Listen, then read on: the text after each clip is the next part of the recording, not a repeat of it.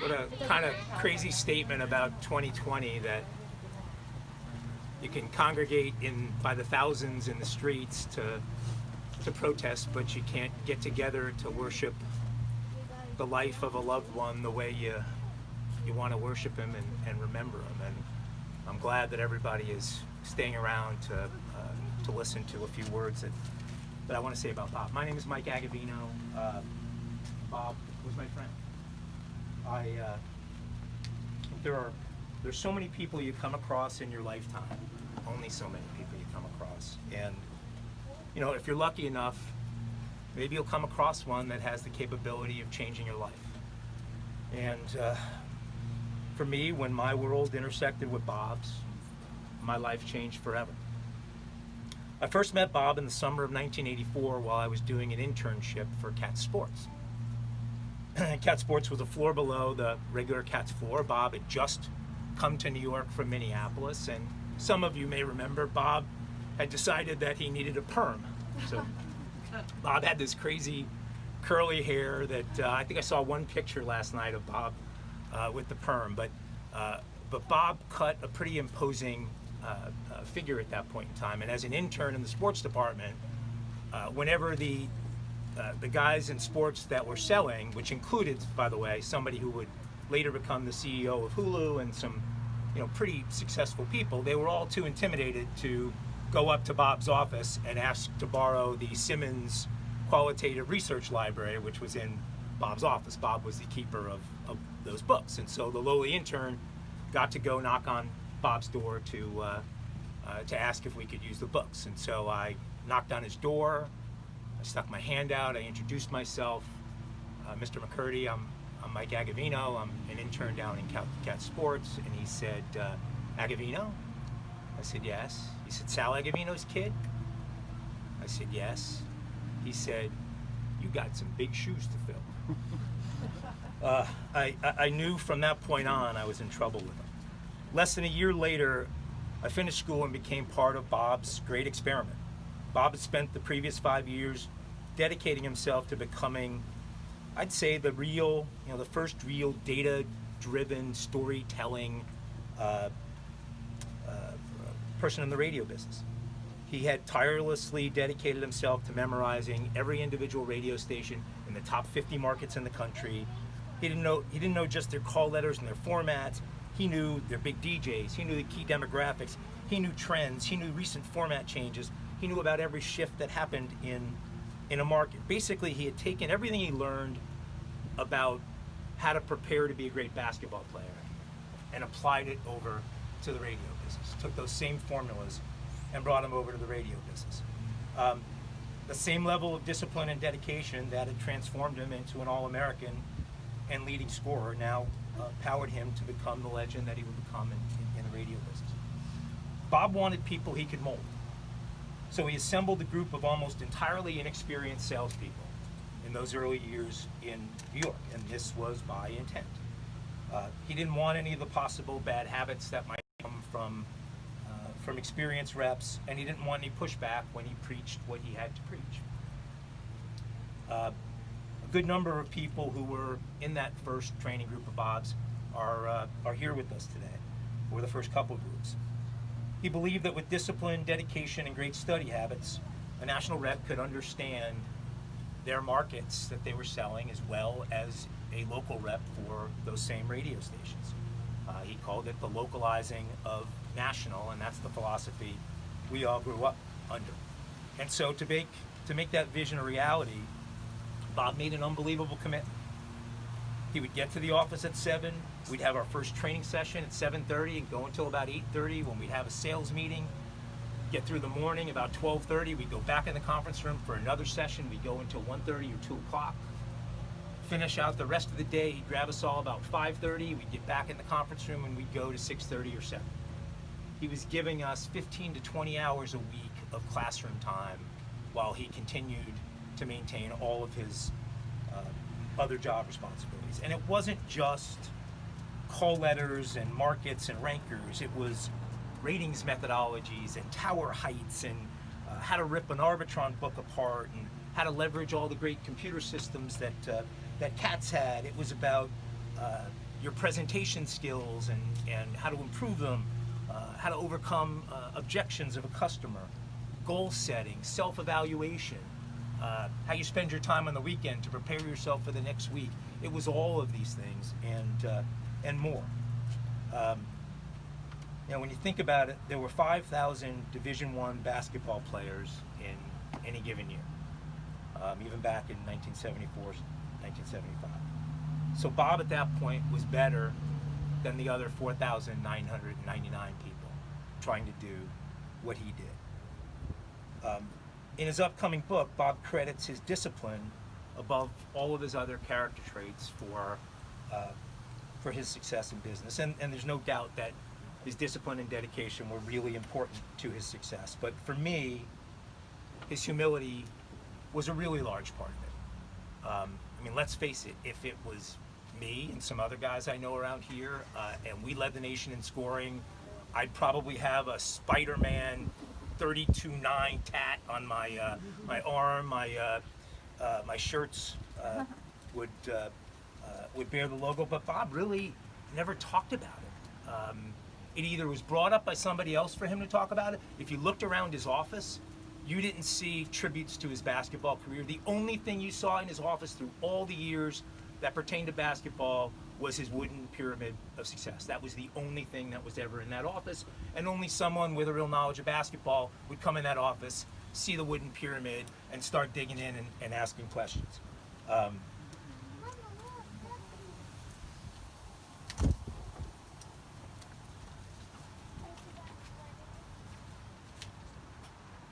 For me personally, and I think others that are here would agree, the early years with Bob were like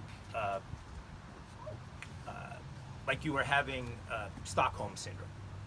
We were literally his hostages. We were in that office all those hours every day, getting drilled on all of these statistics, getting taught all of these different ways to analyze the business and look at the business and plan and build for your future. And so, and it wasn't just our training class that came through. There were probably 5, 7, 8 training classes in all. Bob probably trained over 100 reps directly in that role over the years. And just from those early groups, people like Stephen Moskowitz, Evan Greenberg, Bob Turner, Eric Hellum, Don Milano, all of whom are here with us this morning, Mark Gray, Melissa Goydell, Paul O'Malley, Bill Sickles.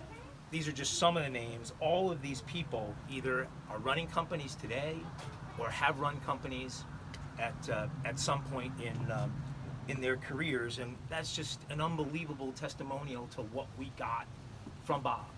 That discipline, that commitment to treating it like a sport is what helped all of us propel ourselves into our careers. So when you think of it, each of us has in turn taught those same skills, many of those same skills, onto people we have trained in the business. And long before the era of social media, Bob went viral. Bob went viral in his teachings, and to the point that you have hundreds, maybe thousands of people around the industry using those same tools and learnings that we did in the early years under Bob. But his impact was not just within the walls of Katz. As Bob's career continued to ascend, he impacted more and more people across the industry. He always said, "I treat it like a sport." And for me, I think he actually became better at the sport of radio than he ever was at basketball. As unbelievable as that probably is. He stayed on top of every trend.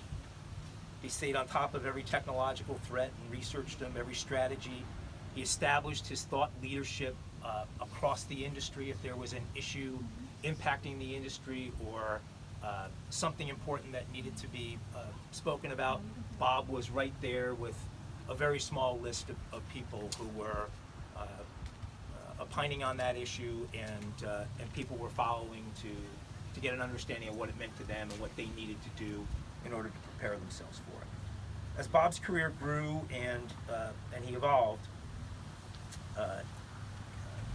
his skills and he evolved his knowledge, but he always dedicated himself to seeing well beyond the next curve. And Katz's beloved CEO, Stu Olds, had a huge impact on Bob's evolution. Stu and Bob were as different as night and day, but each of them had a great appreciation for the other's core skills.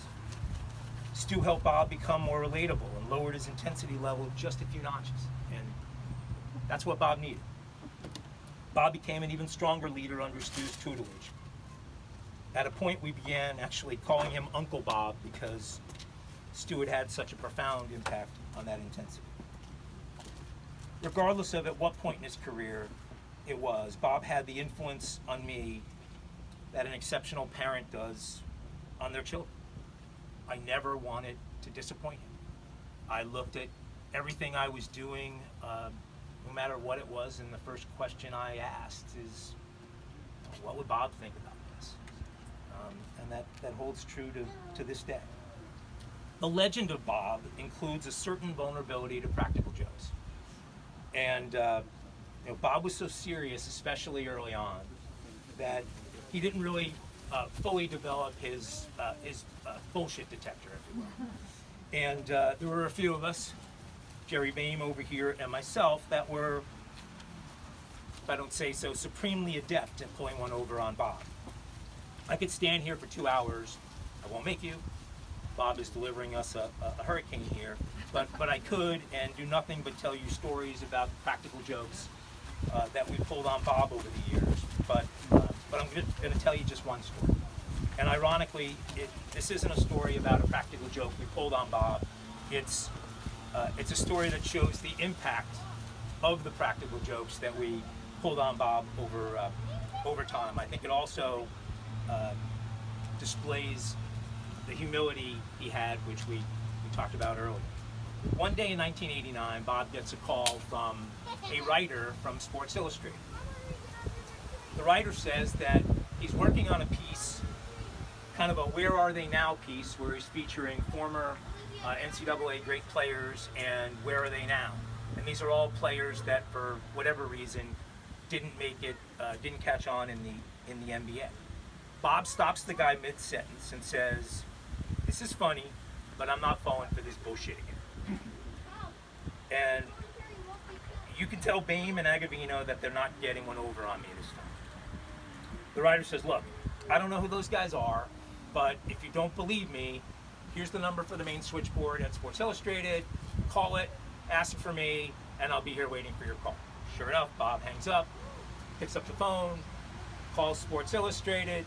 They answer. Sports Illustrated, "To whom may I direct your call?" Bob, seconds later, is directed to the writer, but he's seen a lot of elaborate stuff from us over time, so he's not at all convinced that just because he went through the SI main desk and got connected that this guy's legit. So the writer wants to come and meet with Bob and interview him. Bob doesn't want him to come to the office because he thinks it's a gag and he knows we're going to jump out of somewhere and make fun of him. So Bob sets the interview up to occur at a place called Rocky Lee's, which was a pizza pasta restaurant around the corner from our Dag Hammarskjöld offices back then. And Rocky Lee's had a bunch of booths around the restaurant, and for a normal human being, you would sit in the booth and your head would come up to the top of the booth. Well, Bob's head would come here, and so he had like a periscope that he could look around the entire restaurant while you were eating lunch with him. And so he sits down with this writer and pays almost no attention to the writer throughout this entire lunch because he's sure we're hiding somewhere in the restaurant and we're going to pop out and say, "Gotcha," at some point during this. So they get through lunch, the lunch ends. If you've read the piece, I don't think it's a particularly good piece, and I think it's not a particularly good piece because Bob didn't pay any attention to the guy the entire time he was being interviewed. He was so worried that we were going to jump out to make fun of him. So at the end of the lunch, the writer says, "Hey, you'll be hearing from a photographer or someone to set up a photo shoot for you for the pics for the magazine."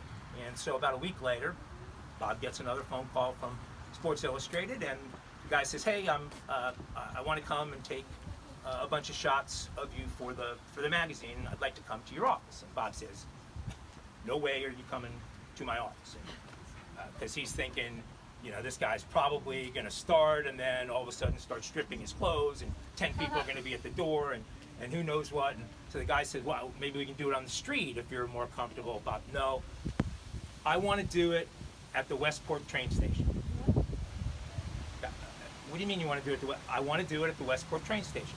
And the reason he says he wants to do it at the Westport train station is he's still convinced it's a gag. And he figures if he says the Westport train station, that we're not going to get up at 3 o'clock in the morning to get all the way up to Westport to be there to say gotcha before his 6:03 failing to prepare, preparing to fail. So Bob's not even paying attention to the date he's supposed to meet with the photographer at the train station, and so he's supposed to be there at 5:30. He catches the 6:03 train every morning. So Bob strolls up at 5:50 in the morning to catch his 6:03, and there's a photographer and a crew there waiting for him. So he's still not sure he believes it, but he goes and he takes the famous picture that I tried to just show a second ago that hopefully I'll find again, Don. And this is the picture you'll see in that Sports Illustrated article of Bob looking down the tracks for the train to finally come.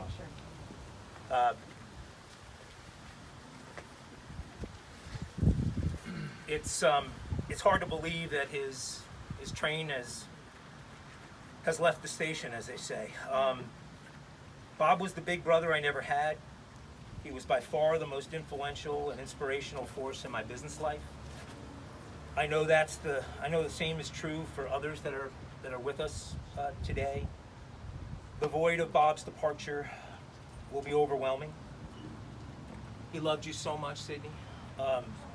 We lived through each other's divorces together within a year of each other, and to see him emerge as happy as he was, to see you two bring these two families together, the way that you brought them together, to see the joy on his face, to hear the stories about the clan y'all were building and his time with the grandkids. It so deserved another 25 years to watch the family continue to grow, and all those ball games and recitals and weddings and everything else. The last thing I want to say is please know that the friends that Bob accumulated on the business side, which is literally thousands of people, not the people who could get here in Hurricane Bob and be able to take part in today, but thousands all the way across the country. That please know that all of these people from the business side will do everything that we can every day to keep his memory alive. He was larger than life, and his legacy will be legendary. Goodbye, friend. Bye.